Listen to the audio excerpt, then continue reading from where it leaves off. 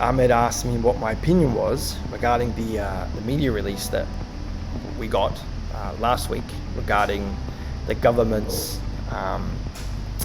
attempt to rectify processing delays across all visa subclasses. So what I said to Ahmed was that this was something that we felt that we have been experiencing since, I would say, around February, March this year.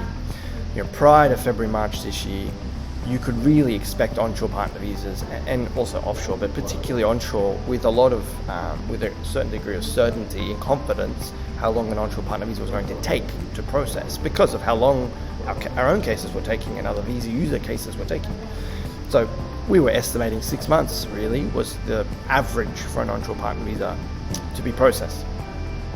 Since February onwards though, which is when the border opened and the government started assessing all the other main visa subclasses, all the student visas again, all the tourist visas again, which make up a very large percentage of all visas assessed to Australia. If you look at a pie chart of visas granted to Australia, the majority are these temporary visas, student, working holiday, and tourist.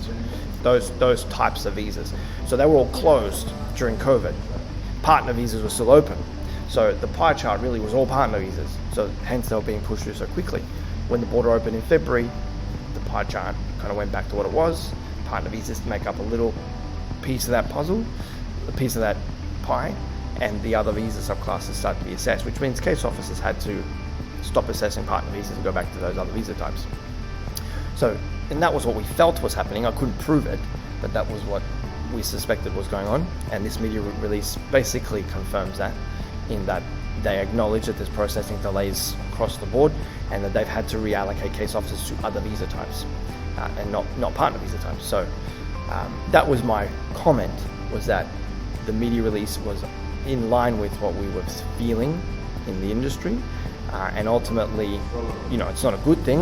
We don't like to hear that they're deprioritizing partner visas for other visa types, but that's unfortunately just part of this process, and why you can never really guarantee or rely on how long you think a visa is going to take to process, because you just never know what's around the corner, and processing times are the one thing we really can't predict.